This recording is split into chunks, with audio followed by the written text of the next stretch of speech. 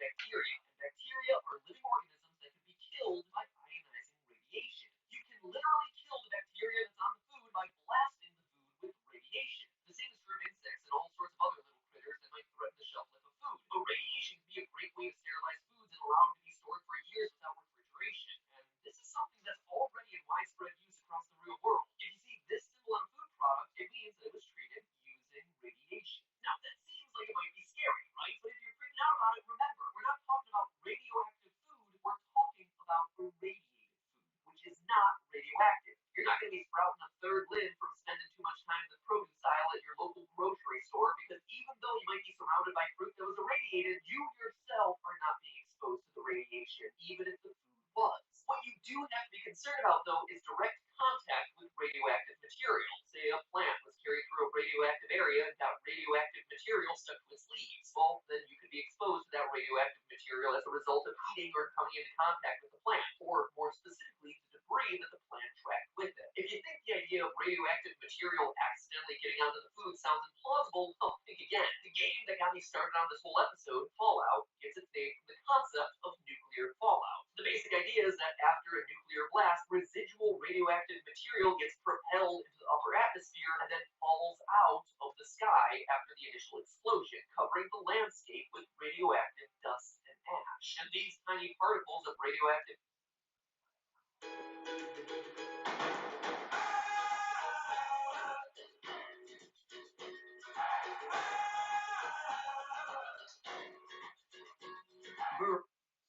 dust and ash can become a big problem. Some bits of radioactive material are so small that they can slip into the crevices in your individual hairs. Yeah, your hairs have small crevices so tiny you probably can't see them, and radioactive dust can be even smaller than that. Pro tip, by the way, if you find yourself wanting to wash radioactive dust out of your hair, better bet just shave off your head. You're not going to be able to get it all. Hopefully your hair grows back. And unfortunately, that radioactive fallout is the stuff that you have to worry about in a post-apocalyptic wasteland. Small radioactive bits that are so small, you're probably not going to see them. That radioactive fallout gets blasted into the air when the bombs go down, and when it comes down, it's going to cover everything. That's why you really, really want to be in your underground bunker when the bombs go off. Even if the blast isn't close to you, you could be in danger just from the stuff that's in the air. So keep the doors locked tight until the dust literally settles. So that's probably the biggest issue for a sole survivor looking to eat and survive in the long term. If nuclear fallout is rained down onto the soil itself, how on earth are you supposed to farm and get food? For an answer, we turn to the real world, specifically Chernobyl, the site of the infamous 1986 nuclear accident that left over 39,000 square miles contaminated with nuclear fallout. The good news, plenty of plants have had success growing in the radioactive soil. Besides natural vegetation like trees and grass, brassicas was successfully grown in the soil as well. And if you think that brassicas sounds like it might be a relative of the broccoli family, yeah, you're right. I suppose it would be more accurate to say that broccoli is a part of the brassicas genus, along with things like cabbage, kale, cauliflower, Brussels sprouts, basically anything and everything you hated to eat when you were a kid, and maybe still as an adult now. If you hate that stuff, well, hashtag blame brassicas. But here's the bad news, friends. Scientists tested the plants that were grown in the radioactive soil and found that the plants contained radioactive isotopes. So you could grow crops like broccoli and cabbage in radioactive soil, but you're not going to be able to eat them unless you want to get radiation sickness. Now, you might be asking yourself, wait, how is it that the crops themselves became radioactive? I thought we established earlier that food exposed to radiation was safe to eat. Well, the big difference here is that the plants aren't just irradiated, they actually become radioactive via absorption. As it turns out, plants can absorb radioactive particles in the soil in exactly the same way that they absorb nutrients and minerals from the soil. According to Dr. Michael Blaylock, who works as a soil scientist, quote, radioisotopes mimic some of the nutrients that plants pick up normally. So the plant really doesn't distinguish between those radioactive isotopes and some of the nutrients like potassium and calcium. So that's some pretty bad news for our farming process. Another big bad news is that the radioactivity in the plants that are growing in the radioactive soil can also affect animals that eat those plants and predators that then eat those animals. And yes, that includes us humans. Remember how plants weren't really great at distinguishing between radioactive isotopes and legit nutrients? Well, animals' bodies aren't too great at it either. In many parts of Norway affected by the Chernobyl disaster, all animals have to be tested for radiation before they can be slaughtered and safely processed for human consumption. This isn't just something that happened back in the 80s and 90s either. Even to this day, more than 3 decades later, there are still 37 Norwegian municipalities that have to before eating them. So if you decide to start raising cattle in a post-apocalyptic wasteland, you have gotta be careful about what you're feeding them. Make sure your grass-fed meat isn't raised on grass. Grow crops in radioactive soil or eat animals that have eaten said crops. How the heck are we supposed to get any sort of food? Is it hopeless? No, actually. The answer might seem kind of boring, but the solution is simple. Scrape away.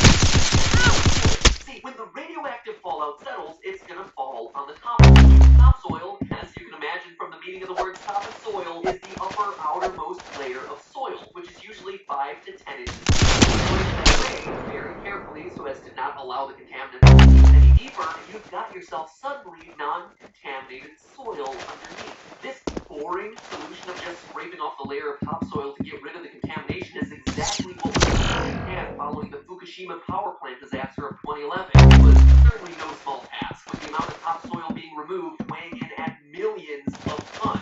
So you're going to have to find a place to put all of that contamination. Got it all out of the way, literally, you've got yourself the basis for farming crops.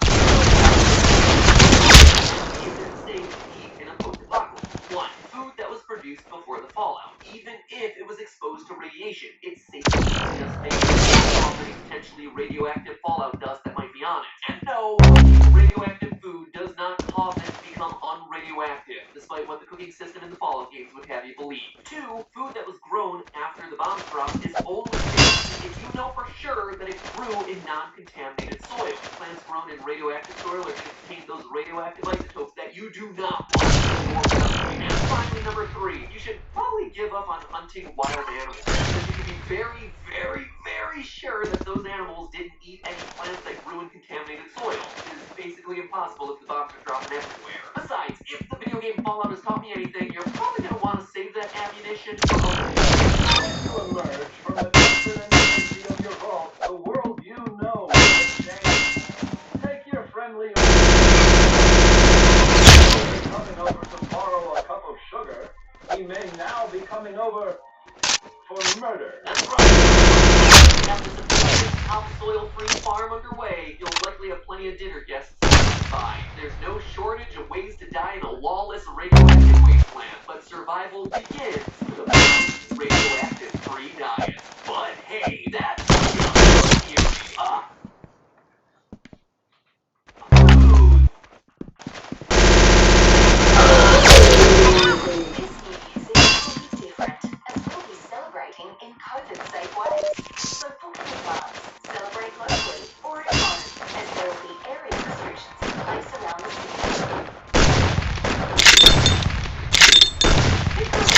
I've always wondered, why do people call you the Colonel? Actually, don't like it.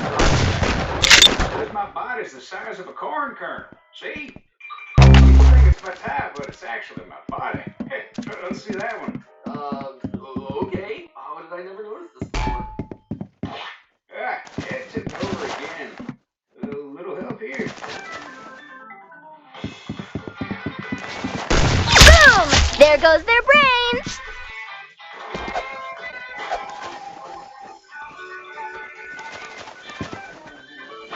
Hello, Internet.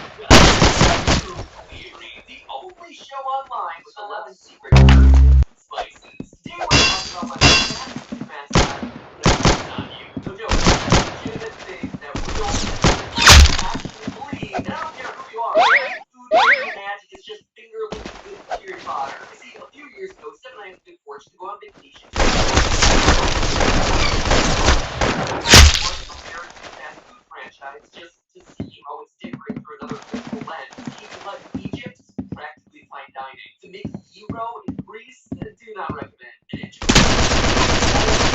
What an amazing shot! Crispy creamy white donut is not what you'd expect. It's not cream-filled and delightful, but rather filled with mayonnaise and mushrooms with a dusting of onion powder on the Anyway, KFC, we were shocked to see it on pretty much every street. I mean, I love their mashed potatoes as much as the next guy, don't get me wrong, but like, does it really need to appear with a free variety of Starbucks? Well, you see, Kentucky Fried Chicken and Japan have this incredible and long-standing relationship. Japan... Wow, you're so cool! ...behind only China and the U.S. with over 1,100 restaurants.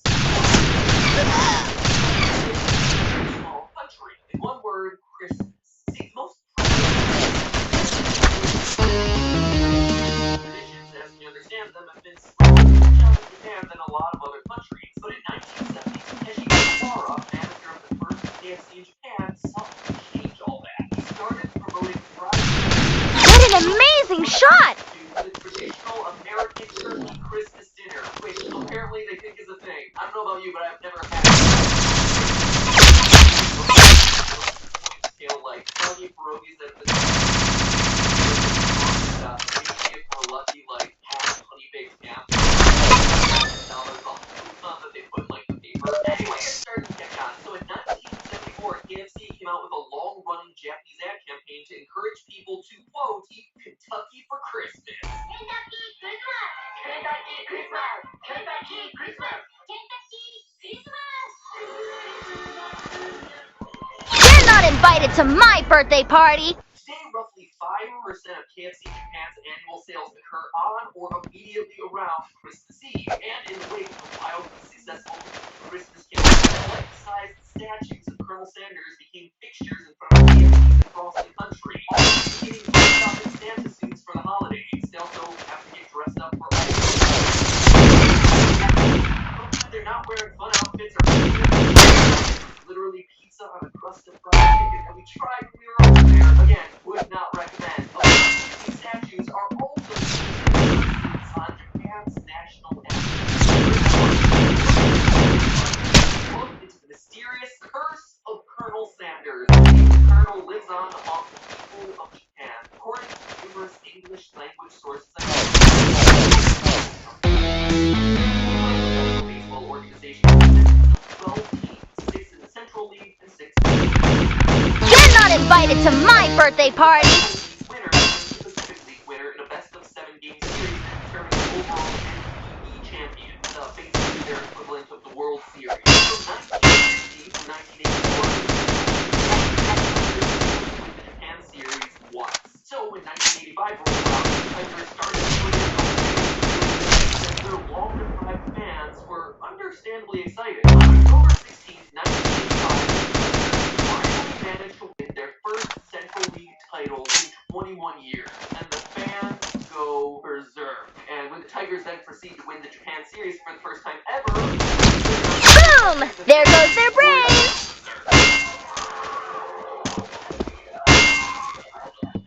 Following the Tigers' Japan Series victory, fans from crowd gathered at Gisu Bridge and start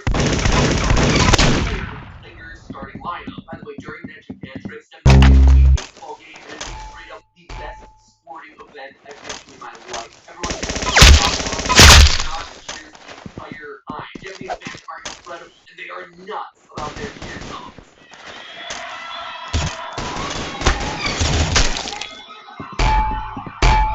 So anyway, back on the bridge at the culmination of that to that player jumps off the bridge into the water below. So after dives in the water, goes off without hit, it can only hit a certain player on the team. So we'll something like this. Over here, the crowd didn't exactly have an abundance of bearded Caucasian dudes to choose from, so they had to be creative.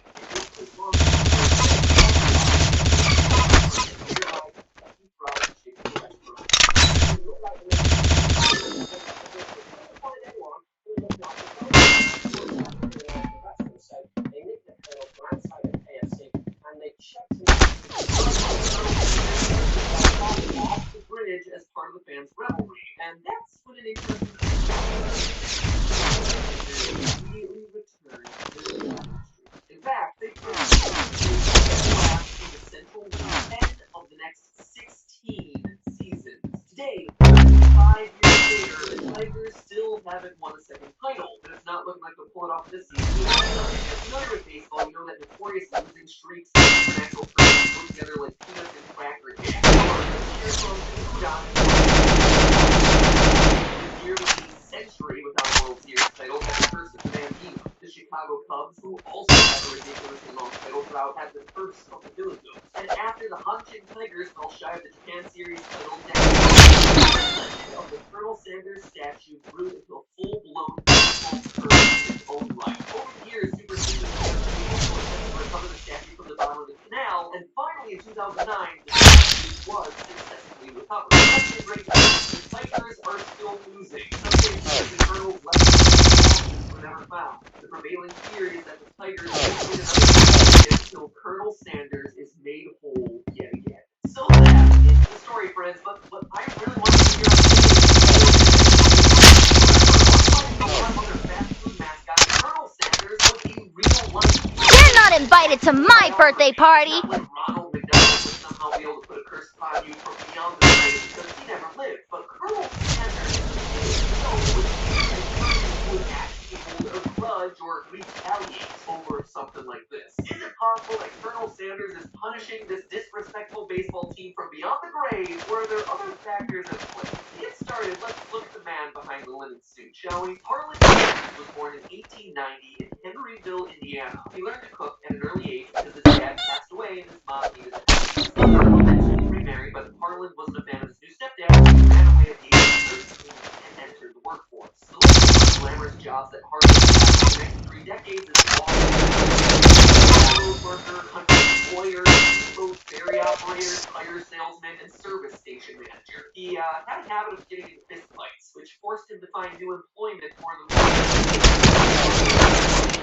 start over in Corbin, Kentucky, where he was running a gas station. In order to boost his sales, he also started to sell fried chicken to the motorists who stopped by. The chicken was a huge hit, so Harlan started a restaurant and figured out that he could fry chickens far more efficiently by using a pressure cooker. Shortly, the honorary title of Kentucky Colonel by the government for his contributions to the community, both culinary and otherwise. But what through his hard on the newly deemed Colonel Sanders. A fire burned his old restaurant to the ground, and then a new interstate was built, which bypassed his rebuilt one. And as any parent who's been forced to watch the movie Cars 975 times, What an amazing shot! is bad for business. To make matters even worse, Sanders lost the You're not invited to my birthday party. At the age of 62, Colonel Sanders found himself broke again, but he kept on trying, going around restaurant to restaurant to he had left his recipe, asking that if restaurants used it, they would want the proceeds back to him. And thus, the first and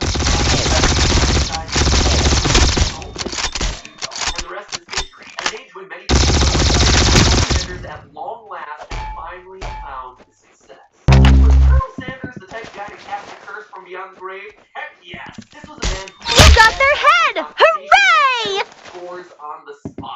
When a cook at a diner refused to get his order right, the nearly 70-year-old Colonel Sanders threw his eggs in the cooking off with a stool. If undercooked eggs are enough to bring Colonel Sanders to blows, it's really hard to imagine how vandalism to his statue set him off. Besides, camel's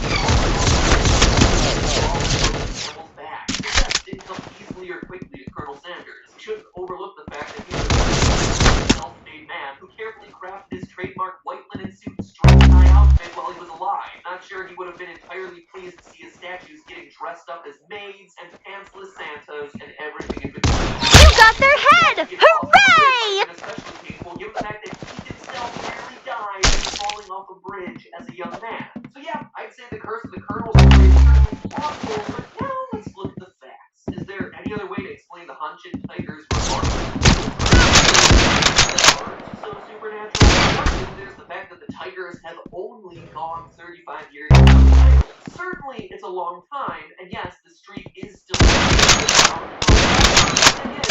You got their head! Hooray! Streak in their own league. The Hiroshima Toyo Card, who haven't been Japan Series champions since 1984, have a longer active title drought than the Tigers do. And they launch a beloved basket smash down into a river, at least as far as I know. So if Japanese baseball teams have the right to blame their woes on supernatural interference, it's hard. Was the team that saw playing Japan, that their fans were absolutely incredible and super supportive. So yeah, maybe a curse is to blame when it comes to the Stars. The Tigers also have the misfortune of sharing the central lead with the Giants, who are basically the New York Yankees of Japanese baseball, meaning that they're a powerhouse team that's just so easy to root against. Quote, it has also long been alleged that the Giants rely on underhanded tactics to recruit the best players, involving bribes to players and amateur coaches, or using their influence on the governing council of Japanese professional baseball to pass rules that favor their recruiting efforts. This may be one explanation for the Giants' abundance of success. You're not invited to my birthday party. Success in league play is a major reason why the Tigers have only advanced out of their league and entered the Japan Series 3 3 times since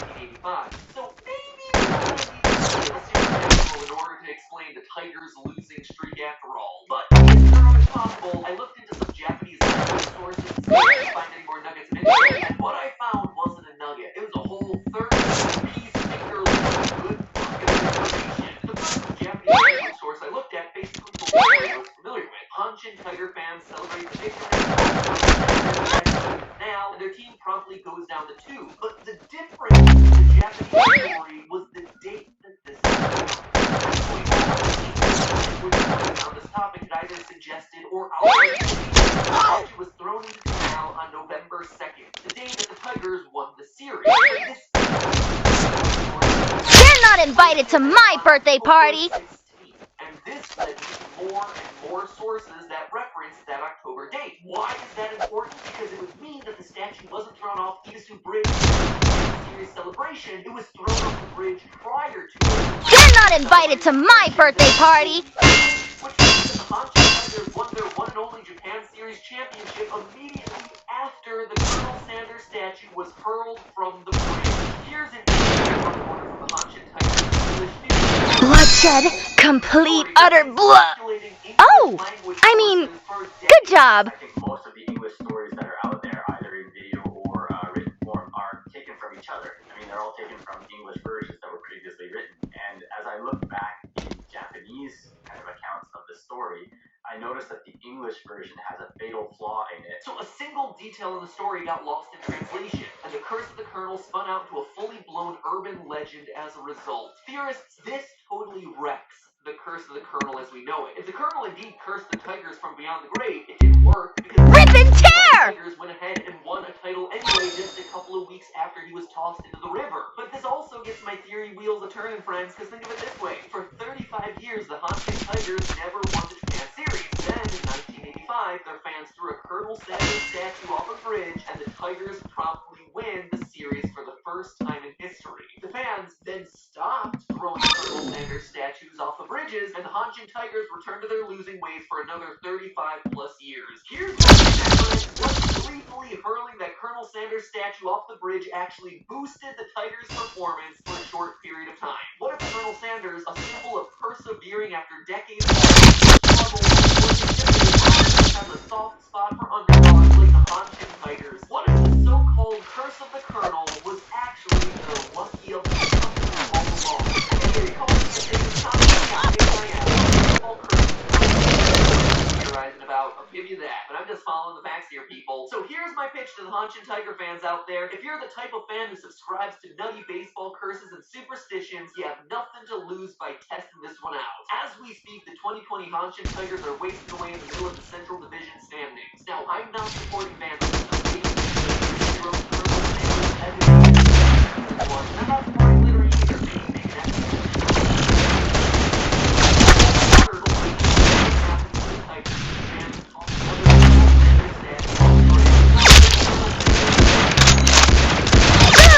There goes their brains!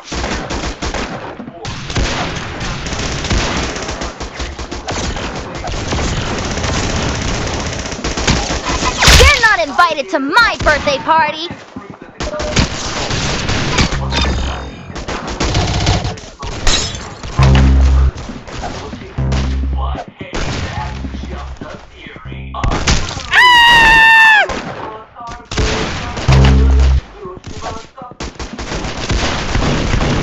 Invited to my birthday party. Boxing Day sale is live now.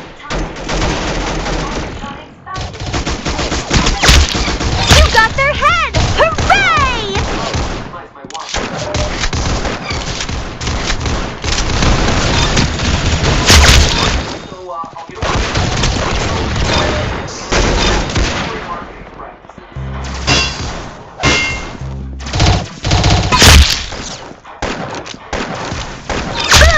There goes their brains!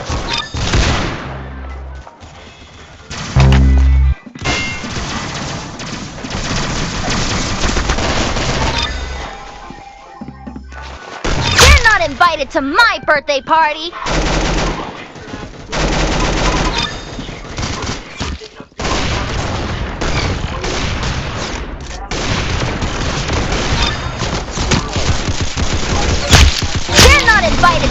birthday party!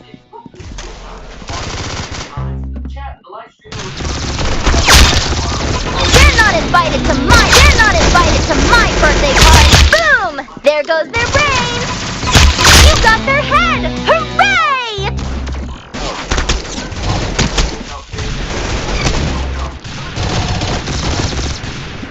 Or where for a small donation, you have computerized voice read your message aloud to the screen for everyone to hear. Now, as it What an amazing shot! What an amazing shot!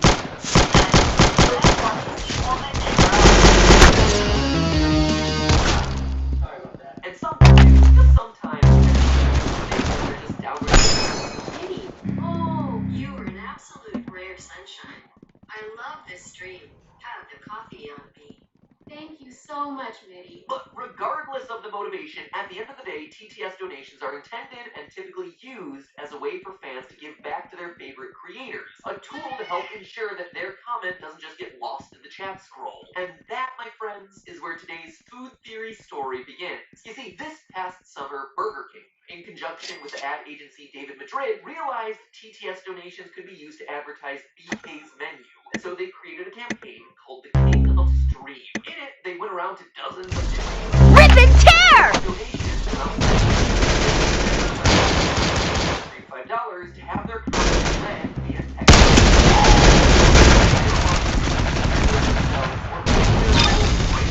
That Burger King's menu has to offer.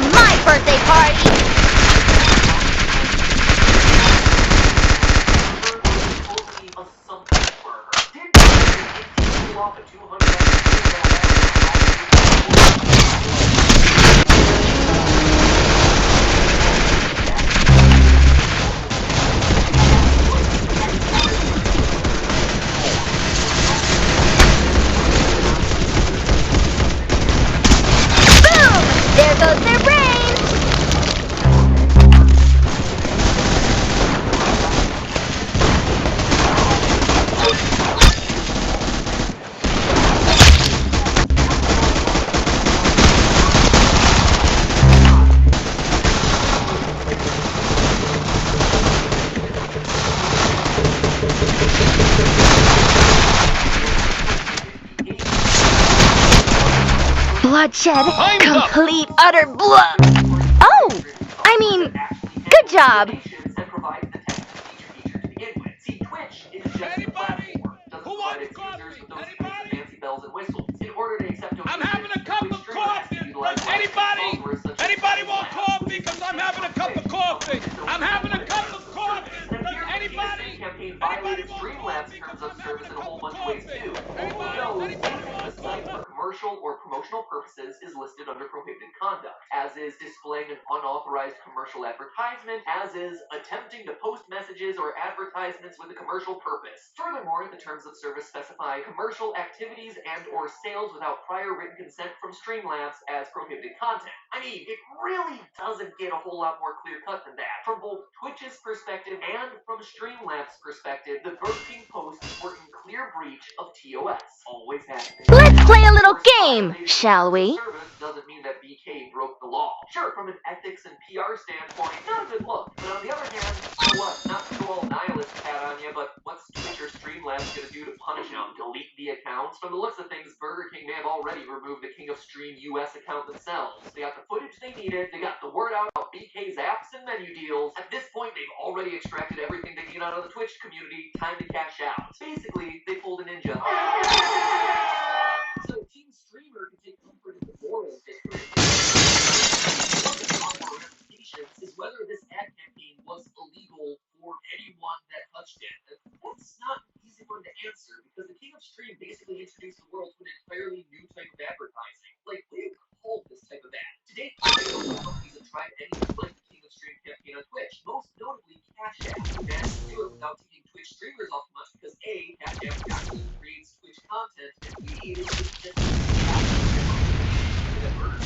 I would say very different, in my opinion, from what Cash App does.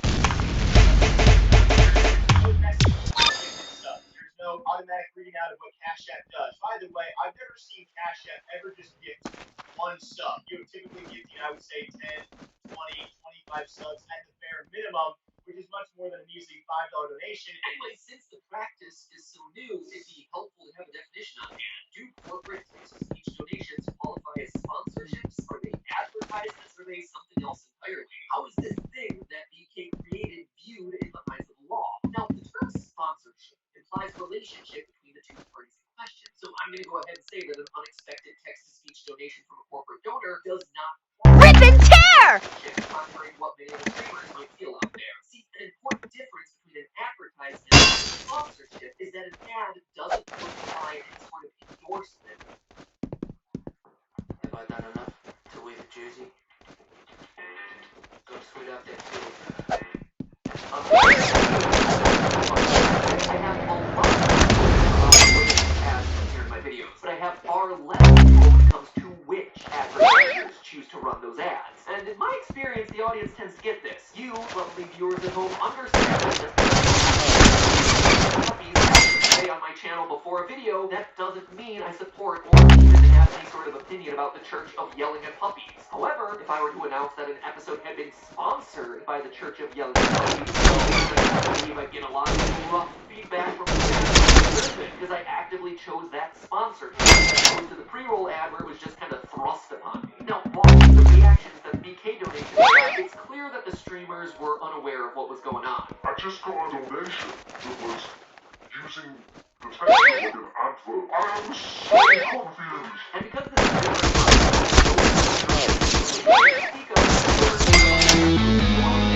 endorse Burger King's products. Any streamer who receives a TTS donation is free to do what Twitch streamer Rubber Ninja did. Tell Burger King to its face that he was going to use the donation to buy a social media of all the campaigns, then double the donations that he got and donate them to the Ronald McDonald House. That is some galaxy brain action going on right there. You got their head! Hooray! Surprise, surprise, Rubber Ninja's footage compilation for some reason. Now, very clearly, these are closest to a traditional ad. As Bloom adds, quote, advertising implies that a person has to place an ad, and Burger King explicitly does that. And from that perspective, it looks very different. Because now you're not comparing those $5 donations to comparing apples to very expensive oranges. It's more accurate to compare Burger King's TTS donation advertisements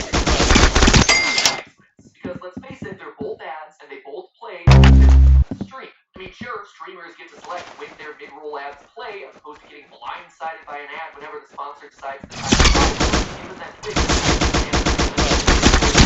platform controlled, aka the streamers don't get to choose when they play, the difference between TTS donation ads and mid-roll ads is becoming foggy to say the least. So toss a couple more similarities onto that list. Both types of ads interrupt streams at inconvenient times, and streamers aren't happy about either of them. And when looked at from that perspective, the $5 donation to the current ads, but on YouTube, for ad revenue, the amount that you earn per thousand views, you're lucky to get over $5. It's only something You're not invited to my birthday party! especially when you're talking about gaming. So, or from that donation, or at the very least from that series of donations, than they would from a similar mid-roll ad running at the same time.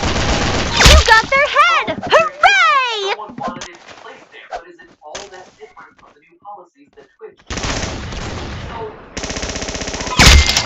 right to say just take the $5 and be happy with it, like they said in the ad. Because I don't know about someone who's wrong about that. If I'm a streamer and I don't want to get roll ads, I just turn them off easy. All my funding can be fantastic.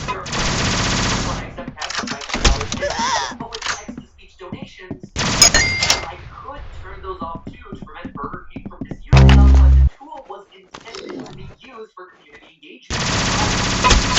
You're not invited to my birthday party! Spam message into the middle of the stream, and it's that breach of terms of service that I'm going back to here. At its core, the King of Stream campaign misused community engagement tools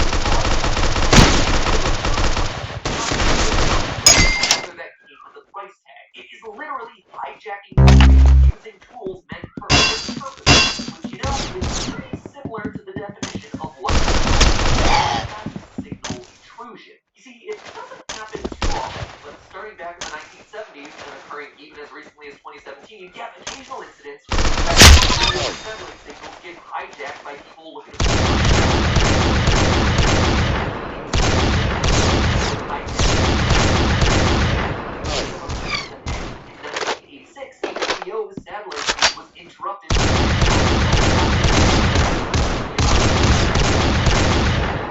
Here on YouTube.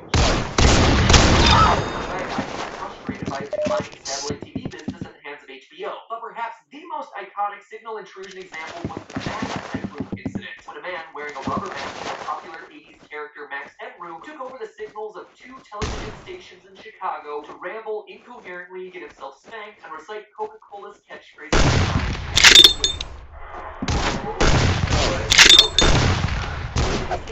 Simple broadcasting tools were misused to interrupt an ongoing with an ongoing in a way that seems very similar to the King of Stream. Illegal, yes, but not the way that you'd expect. We're not concerned about the FTC anymore. We're instead focused on the FCC, the Federal Communications Commission. Because the short-term attacks were so new at the time,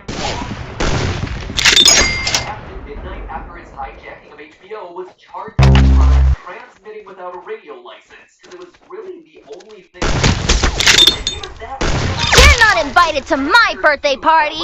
Anyway, it ultimately netted him a $5,000 fee and a year probation, but it prompted the FCC to update its policies and create a new code that made such disruptions a felony. Does that mean the King of Stream is an illegal felony? No, because once again, just like those other hijackers, we're dealing with the technology. The new laws in place around broadcasting around interfering with satellite feeds. There's nothing from what I can tell from an interruption of an internet-based What an amazing shot! Laws catch up with the way that modern entertainment and advertising happens, and considering the fact that Hotmail, I think we have a couple of years before they get around to Twitch text-to-speech donations. What is that?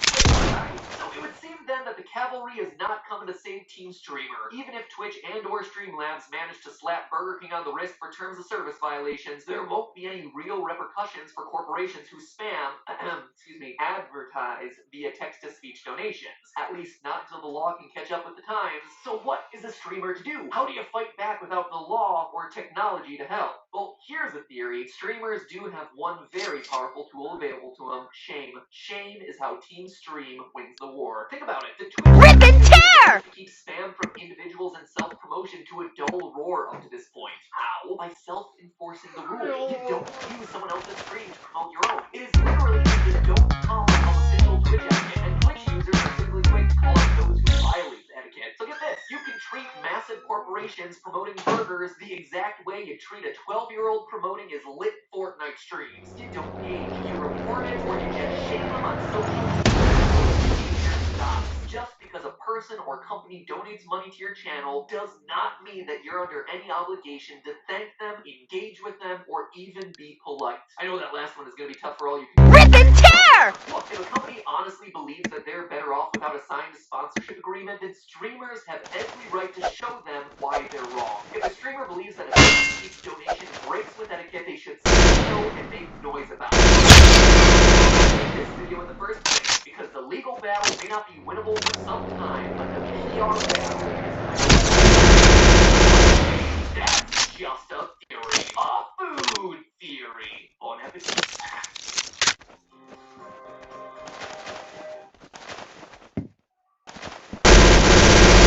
Boom! There goes their brains!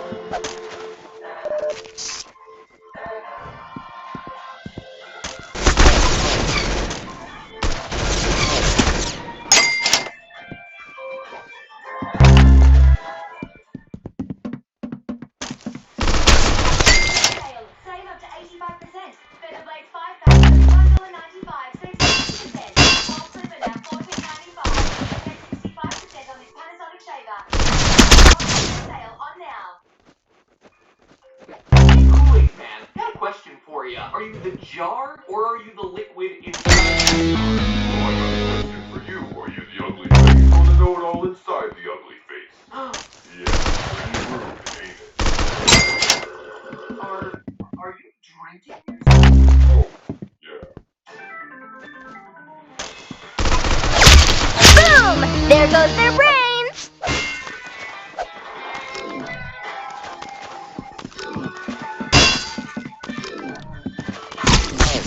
The food theory, the show that feeds you the facts with plenty of punchlines.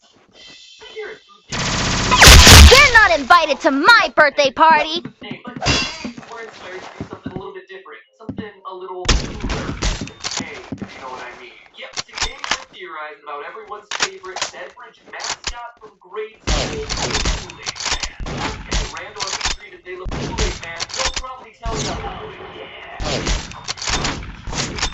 Being introduced in 1954, the Kool-Aid Man has become one of the most iconic, enduring, and mascots of all time. They're not invited to my birthday party!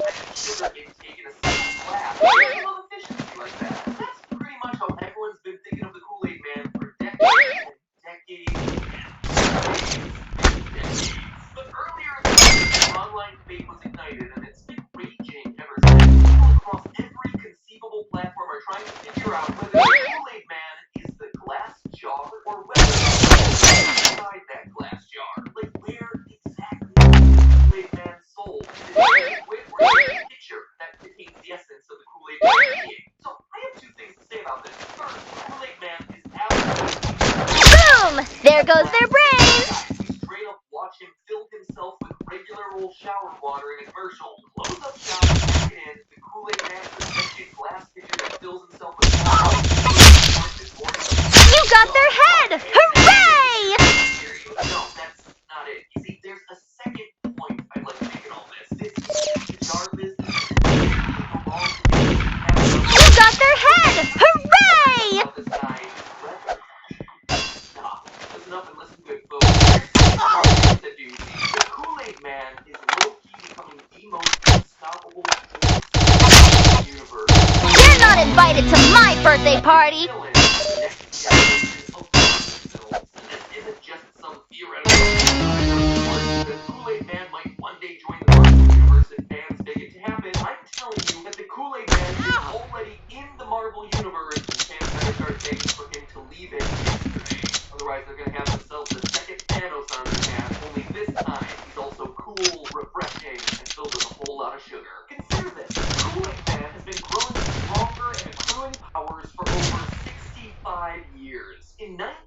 1954, he was merely a juice pitcher and nothing more. It's unclear, but in the mid-20th century, he was the size of a normal juice pitcher, and he was immobile on account of having no limbs. By 1975, however, that had all changed. The Kool-Aid Man had evolved. He had somehow grown limbs, making him approximately the same height as everyday human adults. With his new You're not invited to my birthday party! making his mark on pop culture like snacks, Wall was giving mysterious, unsolicited drinks to children.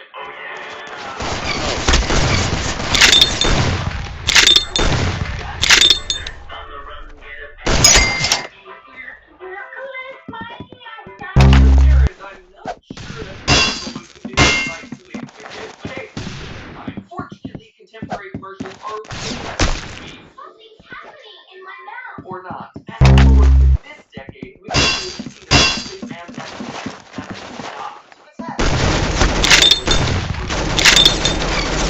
Boom! There goes their brains! Oh yeah, but everything else about him has evolved, like his size. In the 70s, he may have been approximately 6 feet tall, but these days he is absolutely towering over human beings. By my calculations, Kool-Aid Man is 32% taller than the woman opposite him in this commercial from 2014. The average height of an American woman is 5 feet. The Kool-Aid Man's height at just over 7 feet. Oh, and never mind the fact that the Kool-Aid Man also now inhabit any non-living object that he desires. I'm gonna say that again because there's a good chance that the adults out there haven't checked for a decade. Into any non-living object he desires and make it living. You're not invited to my birthday party! Non-living objects? I mean, this ain't your grandma's juice pitcher. For one thing, your grandma's juice pitcher is made of glass. But something not glass. But can we be sure? Because of this moment. Who's ever pulled this trick at a dinner party can tell you that loud hum sound can be achieved if a wine glass is made of everyday glass. It has to be made of crystal. Naturally vibrant. Crystal glass is often falls within the range of human hearing. Now, does this mean that Kool-Aid Man is made of crystal? I think it does, but more on that in a bit. Because right now I want to get to our top story of the day. The present-day Kool-Aid possesses the ability to create portals that link dimensions together.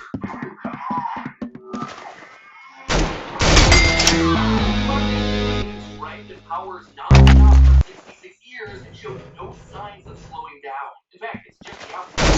It's a portal for all we know because he's gaining powers at an accelerated rate, and that's precisely what makes him so dangerous. Might become if he goes unchecked. Don't think to yourself, you know what, the Kool-Aid Man is a isolated little Kool-Aid universe. Well, that's get this. Marvel universe.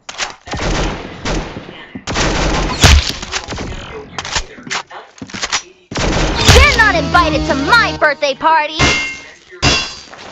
Consumers were encouraged to purchase sealed comics, which featured the Kool-Aid Man called Thirsties on Earth throughout outer space. It's not a joke. The Kool-Aid Man is a superhero who saves Earth from thirst. Yeah, and I cannot stress this enough. This is Marvel.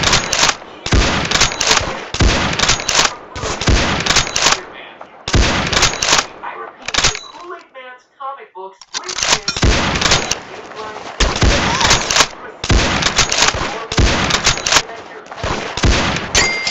as basically every other Marvel character you care about. And even if it weren't the mainline 616 universe, it wouldn't matter. Thanks. The topic ain't totally out of the question in the Marvel Cinematic Universe. In fact, if I had to hop in the mainline 616, I would go with the Marvel hero who, you know... You're not invited to my birthday party! All I'm saying is that if Howard the Duck can make an MCU appearance, the Kool-Aid Man is certainly not out of the question. So no, the Kool-Aid Man is not isolated to some fictitious universe that can't possibly affect his life. You love it. Like the guy who's the mascot of your favorite childhood and he's super memeable and all that, but it's time to recognize the truth of the matter. Kool-Aid Man is in a position again, of the Kool-Aid Man is so dangerous.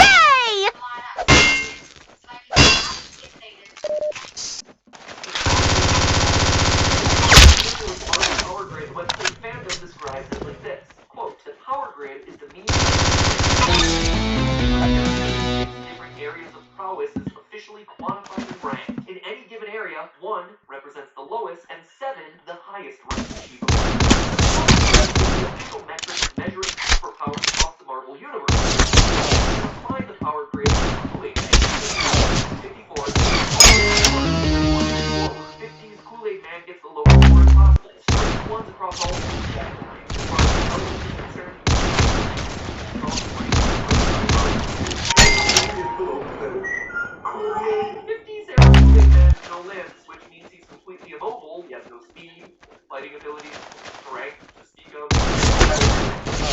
rejection. The durability is never put to the test. It's basically the crappiest build you've ever imagined, with a combined power grid total of 6.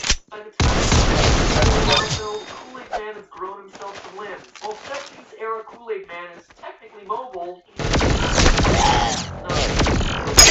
speed like Wolverine and Captain America are. So he remains at 1 for speed. However, the durability department is where the 1970s Kool-Aid Man shines. 20 years ago, he was just a glorified now he falls without a scratch to show for it, meaning that he's more durable than an average human. That is the very definition of enhanced durability, and it earns him a score of 3 in that department. 70s era Kool-Aid Man has a combined power grid total of 9.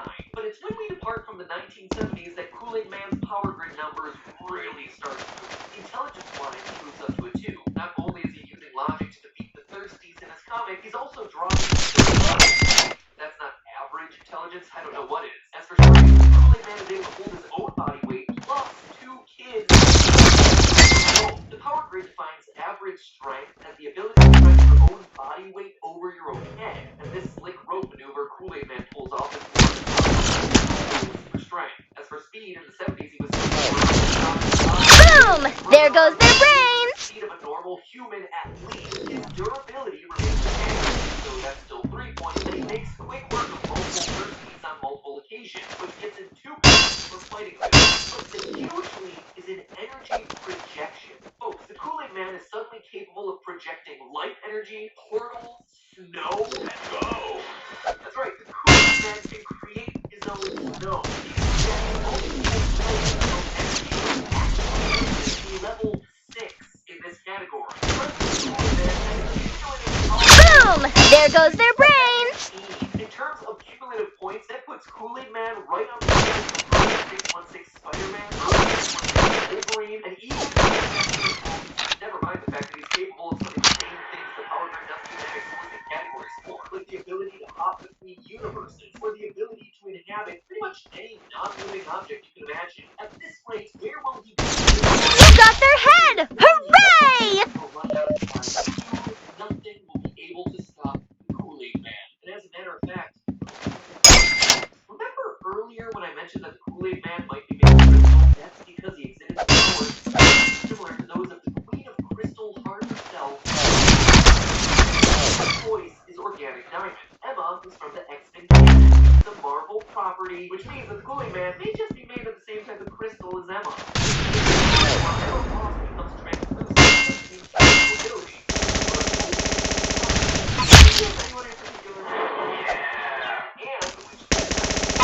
Boom! There goes their brains!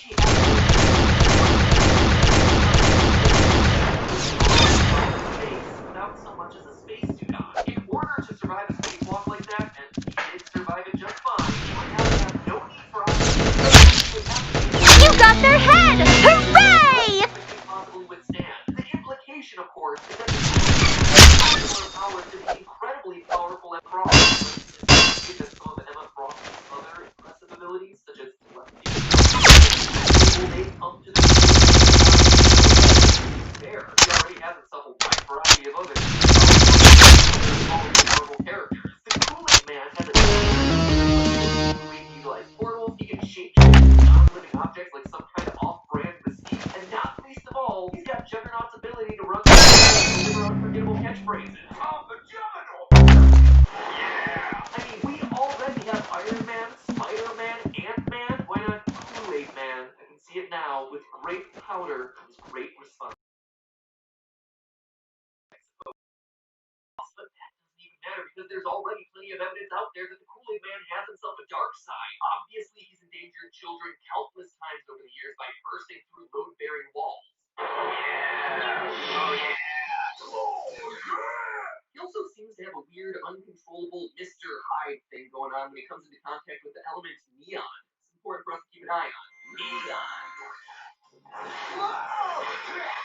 Because in recent years, he's repeatedly demonstrated his ability to contaminate water supplies on a massive scale. Come on. Folks, this is dark. Consider the sea life beneath those jet skis my friends, the Kool-Aid Man is replacing the salt water those organisms need to survive with sugar water. They say serial killers often dabble in animal cruelty before they go on a killing spree. I can't help but wonder if that's what we're witnessing here. Oh, and let's not forget the time he straight up disappeared a girl in broad daylight. Again, for the people in the back, the Kool-Aid Man just disappeared a girl like he's Doctor Strange's creepy alter ego, Doctor Stranger Danger. Now, was this a sinister act? Did he just send her to an awesome alternate dimension where Kool-Aid flows like wine? Frankly, I don't care, because the fact of the matter is that he can disappear people, and he doesn't bother to ask for their consent first. Guess what the Kool-Aid Man does the instant he commits his crime? He shapeshifts and disguises himself like a baseball hat. Like, how are the cops ever gonna catch this freak? He can instantly disguise himself as anything. Plus, it's always these cops who respond to the Kool-Aid related crimes. Mind if we look around? Working on lemonade.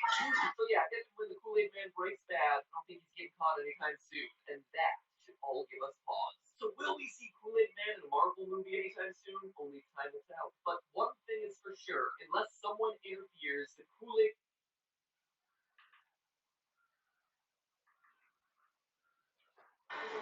Just finished watching the Super.